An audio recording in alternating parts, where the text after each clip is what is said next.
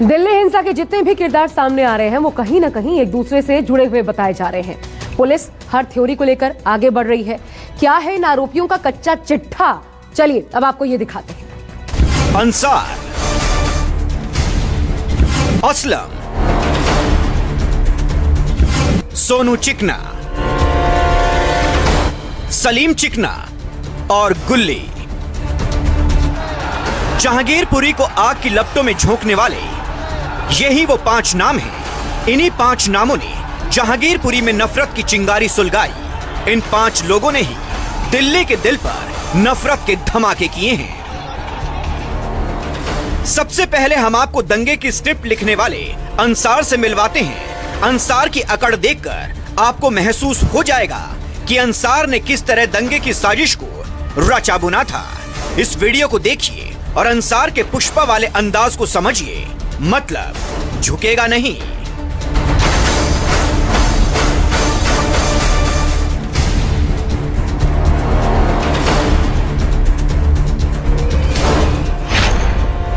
Police की FIR के मुताबिक अंसार ही जहांगीरपुरी दंगे का मास्टरमाइंड है। पुलिस के मुताबिक अंसार ही वो शख्स है जिसने शोभा यात्रा पर पत्थर फेंकने की शुरुआत की थी। अंसार पकड़ में आए 2 आरोपियों अंसार और असलम को 2 दिन के पुलिस कस्टडी में भेज दिया गया है। फिलहाल इस दौरान आपको बता दें कई ऐसे सवाल हैं पुलिस जो उनसे पूछेगी। ये सवाल हिंसा की तह तक पहुंचाने का काम करेंगे। कौन कौन से सवाल? देखिए, सबसे पहले पुलिस के अंसार को लेकर क्या सवाल है। पहला सवाल यह है कि हिंसा से पहले किन लोगों के संपर्क में था खुद अंसार। इसके बाद पुलिस ये जानने की इससे कोशिश करेगी कि क्या तुम्हें किसी और ने दिशा निर्देश दिए थे जिनके मुताबिक तुम काम कर रहे थे। अंसार से पुलिस का अगला सवाल होगा कि कहीं ऐसा तो नहीं कि खुद ही इस हिंसा की साजिश इस शख्स ने रची हो। जांच के दौरान पुलिस अंसार से यह भी सवाल पूछ सकती है कि तुमने ही लोगों को हिंसा के लिए क्या भड़काया था, और अगर ऐसा है तो मंशा क्या थी इसके पीछे। पुलिस का अगला सवाल देखिए, आपके सामने वो सवाल भी रखते हैं अंसार से जो हो सकता है इतनी भीड़ आखिर कैसे इकट्ठा कर ली। पुलिस ये भी जानना चाहेगी क्या ये अचानक था या फिर ये पहले से प्री प्लान्ड था। पुलिस का अंसार से एक और अहम सवाल हो सकता है, वो सवाल ये कि हिंसा के लिए पत्थर कहां से लाए गए इतनी भारी तादाद में। पुलिस अंसार के अलावा असलम से भी पूछताछ करेगी और ये ऐसे सवाल होंगे जो हिंसा का सच सामने ला सकते हैं। मसलन गोली किसके कहने पर असलम ने चलाई, अंसार के पास से हथियार मिला है, लिहाजा यह भी सवाल हो सकता है कि बंदूक और जिंदा कारतूस असलम को कहां से मिले थे। बताया यह भी जा रहा है कि असलम की गोली से एक पुलिस वाला भी घायल हो गया और ऐसे में यह भी उससे पूछा जा सकता है कि गोली क्या पुलिस की तरफ टारगेट करके चलाई गई थी। पुलिस अंसार और असलम दोनों का कनेक्शन भी खोजने की कोशिश करी और आपको यह भी बता दें इस सिलसिले में यह भी सवाल उससे होगा कि क्या वो अंसार को पहले से जानता था। इसके अलावा और कौन से सवाल दागे जा सकते हैं। देखिए, सवाल पुलिस की तरफ से अहम यह भी उठाया जा सकता है कि अंसार ने कोई कमांड असलम को दी थी या नहीं। इनके अलावा कई और ऐसे सवाल हैं जो पुलिस अंसार और असलम दोनों ही जो मेन आरोपी हैं, मेन कल्प्रिट, इनके सामने रखेगी। अब देखिए, जहांगीरपुरी के ब्लॉक सी, ब्लॉक जी और जहां से हिंसा की शुरुआत हुई थी वहां आज कैसे स्थिति रही, यह जानने के लिए हमारे अलग अलग संवाददाता वहां पहुंचे। इस दौरान क्या पाया, ग्राउंड रिपोर्ट आपको दिखाते हैं ग्राउंड जीरो से। इस वक्त हम मौजूद हैं सी ब्लॉक के इलाके में। ये सामने आपको मस्जिद दिख जाएगी और यहाँ पर पुलिस बल बड़ी संख्या में तैनात है। आपको बता दें कि हनुमान जयंती के दिन यहाँ पर जो सामने की मस्जिद दिख रही है, यहाँ पर जब लोग हनुमान जयंती को मनाते हुए आगे की तरफ बढ़ते हैं तो एफआईआर के मुताबिक उसमें अंसार नाम जो शख्स है वो 4 से 5 अपने लोगों के साथ आता है और हनुमान जयंती को मना रहे लोगों को रोकने की कोशिश करता है। उनके साथ आपसी कहासुनी होती है, झड़प होती है और उसके बाद जाकर टकराव की स्थिति उत्पन्न हो जाती है। ये सी ब्लॉक का हिस्सा है। सी ब्लॉक के इसी हिस्से में अलग अलग छतों से पुलिस ने कई सारे एविडेंस बरामद किए हैं। इन्हीं छतों के ऊपर से पथराव किया गया था जब शोभा यात्रा यहाँ से आगे की तरफ बढ़ रही थी, कुशल चौक से दाहिनी जी ब्लॉक की तरफ। सी ब्लॉक से इस घटना की शुरुआत हुई थी। ये गोल्डन फर्नीचर की दुकान है। यहाँ पर ये आबिद नामक एक शख्स हैं जिनकी फर्नीचर की दुकान है। उस दौरान जब हिंसा हुई तो यहाँ पर आपको बता दें कि इनकी मशीनों को चोरी कर लिया गया था।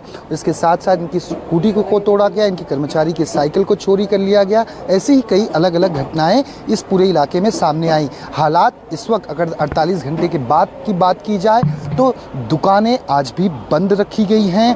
यहाँ पर डर और खौफ अभी भी थोड़ा सा बरकरार है।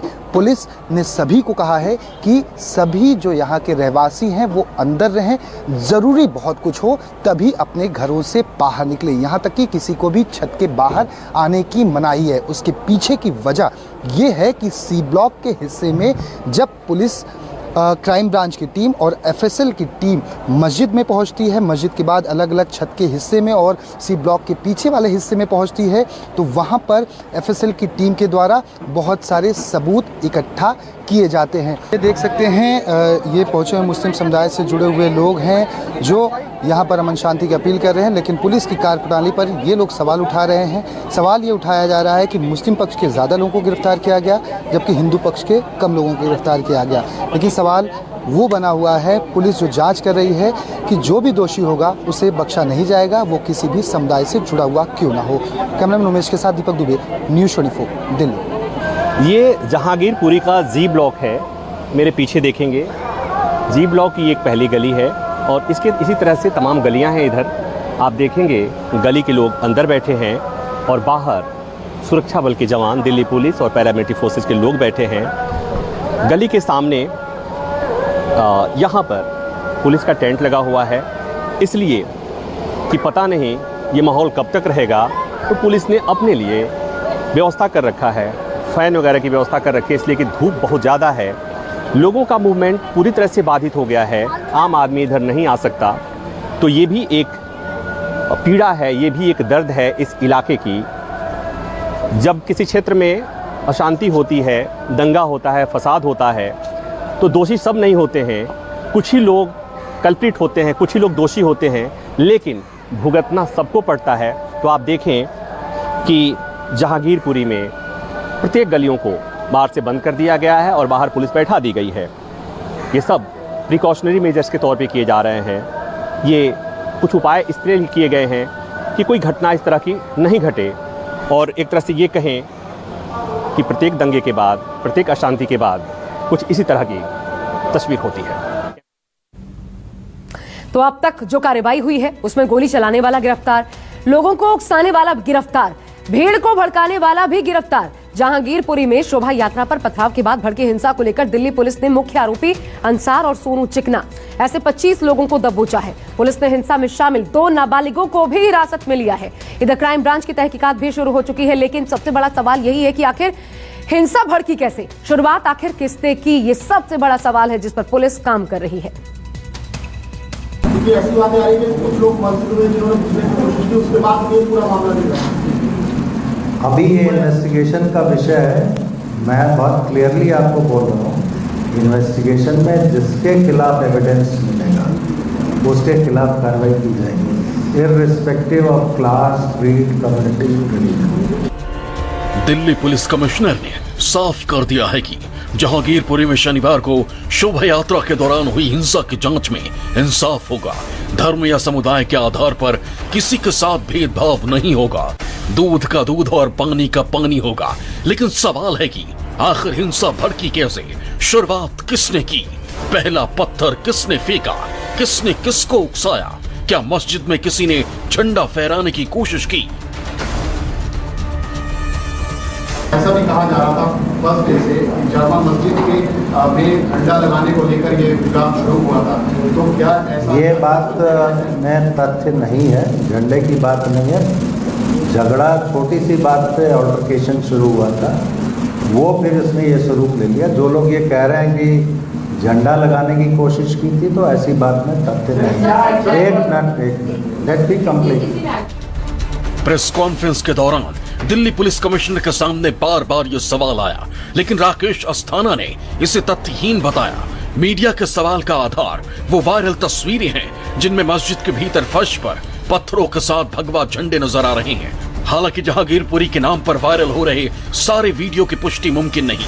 हिंसा भड़काने के लिए फेक वीडियो भी धड़ल्ले से चलाए जाते हैं। खुद दिल्ली पुलिस कमिश्नर ने भी ऐसे वीडियो से सचेत किया है। लेकिन जहांगीरपुरी में एक शख्स पर गोली चलाने के आरोपी असलम की भाभी भी मस्जिद में झंडा लहराने की कोशिश का दावा कर रही है। कैसे शुरू हुआ लड़ाई, क्या हुआ? लड़ाई इसलिए हुआ जो क्या है वो सब जो जय हनुमान नहीं बोले, शोभा यात्रा निकल रही है। हाँ वो सब जा रहा था, ठीक है, जाके मस्जिद के आगे हंगामा कर रहा था। क्या हंगामा किया? मस्जिद का आगे कर रहा था श्री राम ऐसा कर रहा था, डीजे बजा रहा है, बड़ा तलवार लेके ऐसे ऐसे करके धार कर रहा है, श्री राम बोलो। जाके फिर 3 बंदे ने क्या करा, छत के ऊपर मस्जिद के ऊपर चढ़ गया, चढ़ के झंडा हुआ कर रहा था। कोई मुसलमान आदमी था तो वो ने लगाने नहीं दिया, ठीक है, तो वो निकल के पत्थर मारने लग गया। तो कुंडी ताला लगा दिया गेट में, जो वहाँ पे किस में ताला लगा है? गेट में, वहाँ का ही गेट में लगा दिया। पत्थर मारने लगा था। बहुत पब्लिक नमाज पढ़ रहा था कि हमारा रोजे का टाइम है, इस वजह से असर का टाइम था, इसलिए ताला लगा दिया था गेट में, जैसे कोई अंदर ना आए। दिल्ली पुलिस के सामने जब बार बार ये सवाल आया कि हिंसा के लिए सबसे पहले किसने उकसाया, पुलिस कमिश्नर को इस सवाल से गुस्सा भी आया। जवाब सिर्फ इतना मिला कि तफ्तीश जारी है और जांच के मुकम्मल होने से पहले कुछ भी कहना मुमकिन नहीं है। मैं अभी प्रिजम्पशन पे नहीं, आपको जैसे जानकारी है वैसे मुझे भी जानकारी है। आप मैं आर्ग्यूमेंट मत कीजिए, आप सवाल पूछा उसका जवाब दे दिया।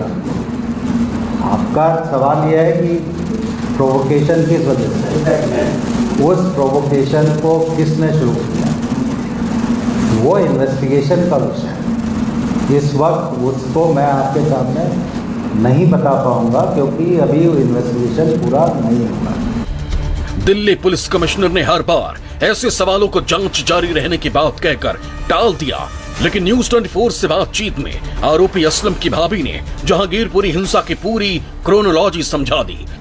तो झगड़ा कैसे शुरू हुआ? झगड़ा इसलिए शुरू हुआ, पत्थर मार रहा था और वो जाके आके देखा, बोले श्री राम बोलो। बोला हम क्यों बोले, तो उनको मारने लग गया, तो वो सब भी मानने लग गया। हाँ, दोनों पे मानने लग गया, ठीक है। पहले शुरुआत करा ये सब आदमी ने, फिर मुसलमान ने शुरुआत करा, तो लड़ाई ऐसा ही हुआ। हम जब इधर आए घर के तरफ तो हम खड़े थे, हम सुने। जब आए तो पुलिस वाले ने बोला अंदर घुस जाओ, लड़ाई होगा, बाबू सबका हाथ जोड़ रहा हूँ, घर पे घुस जाओ। हम घर पे घुस गए तो देखे तो 3 बजे तो ऐसे गेट लगा हुआ है हर गली में, तो ताला लगा दिया पुलिस वाले ने 2, तो हम निकल नहीं सके। तो पीछे का गली से होके 5 मंजिल से 2-3 बंदे को देखो कैसे मारा, देखो मार के बाहर कर रहे। दो बंदे ने पुलिस वाला कम से कम 20 आदमी था। पुलिस वाले क्या बोले कि मेडिकल कहाँ लेके गए? नहीं, देखने भी नहीं दे रहा पुलिस वाला, घुसने भी नहीं दे रहा, और गाली बकरा गंदा निकाल रहा है। असलम आपका देवर है जी, उसके ऊपर तो पुलिस कह रही इसने गोली चलाई है? नहीं चलाया, झूठ मूठ का अपना पिस्तौल लगा के उसका ऊपर कर रहा है, इंजाम करवा रहा है। खुद का पिस्तौल उसका ऊपर कर रहा है। वो तो एक मासूम लड़का लड़ाई में था ही नहीं, था तो दिखाओ ना वीडियो उसका, वीडियो तो दिखा, वो तो रोजे में था। और कुत्ते का तरिया उसका सर पे मारा, सर से खून निकला, हाथ तोड़ दिया उसको तो निकाल के नहीं दिखा रहा है, कहाँ छुपा के रख दिया पुलिस वाले। जहांगीरपुरी हिंसा के मुख्य आरोपी अंसार की पत्नी सकीना ने भी पुलिस पर पक्षपात और बेरहमी का इल्जाम लगाया। सकीना ने दावा किया कि पुलिस ने उसके पति को तो पीटा ही, उसे भी नहीं बख्शा। किसने मारा आपको? मुझे पुलिस वाले ने मारा, रात के 2 बजे। कहाँ चोट लगी, दिखाओ। मेरा तो यहाँ पर गुम चोट लगा है, हाथ पे गिर गई थी, यहाँ पर लगा हुआ है, डंडा लेकर मारा। तो ये देखो नीला हो रहा है मेरा, ये पानी खोखा पे मारा है, लात ही मार रहा है। मैं तो वहाँ बेहोश भी हो गई। मैं करूँ सर मेरा सांस का दिक्कत है सर, क्यों ऐसा तुम लेके जा रहे हो, प्यार से लेके जाओ। खींचा टानी क्या, मर्डर कर दिया, छिनताई कर लिया, किसी के घर पर डाका मार दिया, जो आप ऐसे लेके जा रहे हो, खींच के मार के दोनों कान पे। पुलिस वाले तो कह रहे हैं कि इनके खिलाफ सबूत है, वीडियो में दिख रहे हैं। तो मैं तो कह रहा हूँ सर आपके पास सबूत है, कुछ भी है, प्यार से लेके जाओ, थाने में लेके जाओ। अगर घर पे ऐसे मार रहे, पकड़ के मुझे मार रहे लेडीज को, तो थाने में उनका हालत क्या बुरा बना रहे आप ही बता दो। इतना मार रहे उनको। सवेरे से कब तक हो आप लोग? क्या यहाँ पे 7 बजे से मैं यहाँ बैठी हूँ। कोई सुनवाई नहीं हो रहा। क्या बोला पुलिस वाला? पुलिस वाला बोला घर जाओ। ये देखो मेरा, मैंने अभी ये वीडियो किया, एसओचओ सब धक्का मार मार के भगा रहे हैं। हमारा क्या सुनवाई है? अगर एसओचओ अगर धक्का मारेंगे हमें तो फिर हम पुलिस को नहीं मारेंगे। आप ही देख लो इसमें एसओचओ कैसे धक्का मार रहे हैं। आप ही बताओ। आप तो पुलिस वालों कहते हो हमारे सुरक्षित के लिए, ये सुरक्षित है? आप मार हमारे घर से किसको ले आए? मेरे हस्बैंड को लेके आए, उसको बहुत मारा, बहुत मारा। घर पे घीस घीस के, मेरा छोटा लड़का है 5 साल का, उसको ऐसा धक्का मारा, इसका होठ ना पूरा फटने, खून खून निकले, ये होठ पूरा निकल गया उसका। उसको मैं घर पे रखा हूँ क्योंकि गर्मी ज्यादा हो रहा है, क्योंकि मैं खुद रोजे पे हूँ। उसको कैसे मैं लेके आऊँ? दरअसल मुस्लिम पक्ष का आरोप है कि दिल्ली पुलिस ने इस मामले में एक तरफा कार्रवाई की है। यही वजह है कि प्रेस कॉन्फ्रेंस के दौरान मीडिया ने ये भी पुलिस कमिश्नर से पूछ ही लिया कि क्या किसी हिंदू पर भी हथियार लहराने के आरोप हैं। मुस्लिम समुदाय की तरफ से तो बरामद हुए इस तरह के तथ्य सामने आए, क्या किसी हिंदू के पास से भी वेपन, पिस्तौल जो है वो बरामद हुई? अभी नहीं हुई है, लेकिन जो वीडियो दिखाई दिए गए हैं उसमें लोगों को आइडेंटिफाई किया गया है और उसमें हम लोग आगे कार्रवाई जो कानूनी है करेंगे। जो भी पक्ष के विरुद्ध में हमें साक्ष्य मिलेंगे उनको अरेस्ट किया जाएगा।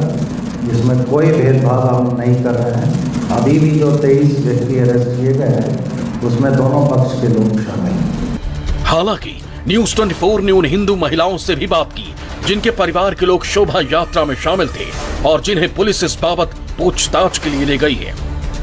क्या नाम है? मीनू। मीनू, शोभा यात्रा में कौन था शामिल आपके यहाँ से? मेरे यहाँ से मेरे हस्बैंड थे। हाँ। और बाकी बस मेरे हस्बैंड ही थे। क्या हुआ, क्या बोला गया, क्यों गिरफ्तार किया गया? कुछ नहीं, बस ऐसे ही बोला कि आप थे, चलो बस गवाही दे के आप लोग आ जाना। हाँ। बस इतना ही बोला था और कुछ नहीं। आपके घर के कौन कौन अरेस्ट हुए हैं? मेरे घर के, मेरे हस्बैंड, मेरे तीनों बेटे, मेरे देवर। क्या नाम है सबका? सुरेश देवर है, सुखेन पति है मेरे, सूरज बेटा है, नीरज बेटा है। और ये इनको गिरफ्तार कर लिया। क्या हाँ शामिल थे घटना में? क्या हुआ था जब शोभा यात्रा? नहीं, वो बस वहाँ अपने लेके जा रहे थे, शामिल तो थे ही, मतलब जैसा रथ यात्रा जा रहे थे वो उसी में थे। क्यों ऐसा विवाद हुआ और उसके बाद क्यों इनको गिरफ्तार किया गया? उनको गिरफ्तार कराए जो पत्थर मार रहे थे। आपका कौन है? मेरे हस्बैंड है। हाँ, तो क्या बोल के ले गए? वही पूछताछ करने के लिए लेके गए थे। गिरफ्तार गिरफ्तार कर दिया। दिल्ली पुलिस कमिश्नर ने हिंसा की शुरुआत करने वाले शख्स का नाम तो नहीं बताया, लेकिन शोभा यात्रा के पिछले हिस्से का जिक्र कर इसका इशारा जरूर दे दिया। ये करीब 4:15 बजे एक प्रोसेशन शुरू हुआ था हनुमान जयंती को मनाने के लिए। जो रूट था वो ट्रेडिशनल रूट था। करीब 6:15 बजे प्रोसेशन का जो पिछला हिस्सा है, आगे का हिस्सा निकल गया था, जो पिछला हिस्सा है वहाँ पे उस प्रोसेशन में जो लोग शामिल थे और वहाँ जो लोग खड़े हुए थे लोकेलिटी में, उनके बीच में आपस में तकरार हुई और उसके बाद फिर स्टोन पेल्टिंग और दूसरे इंसिडेंट्स हुए। जहांगीरपुरी हिंसा में लगातार गिरफ्तारियां जारी हैं और अब पुलिस ने इस मामले में बजरंग दल और वीएचपी के खिलाफ एफआईआर दर्ज करते हुए वीएचपी के एक सेवा प्रमुख प्रेम शर्मा को भी गिरफ्तार कर लिया है। आरोप है कि इन लोगों ने जहांगीरपुरी में बिना परमिशन की शोभा यात्रा निकाली थी। राहुल प्रकाश के साथ प्रशांत देव, दिल्ली न्यूज़ 24। और इसी के साथ यहां रुक रहे हैं। एक ब्रेक के लिए हर एक अपडेट आप तक पहुंचाते रहेंगे। ब्रेक के बाद भी बने रहिए न्यूज़ 24 के साथ। नमस्कार, मैं हूं मानक गुप्ता। अगर आपको हमारा ये वीडियो पसंद आया हो तो इसे लाइक और शेयर जरूर करें और हां, हमें सब्सक्राइब और फॉलो करना ना भूलें ताकि आप देश और दुनिया की कोई खबर मिस ना करें। तो जुड़े रहिए हमारे साथ और देखते रहिए न्यूज़ 24।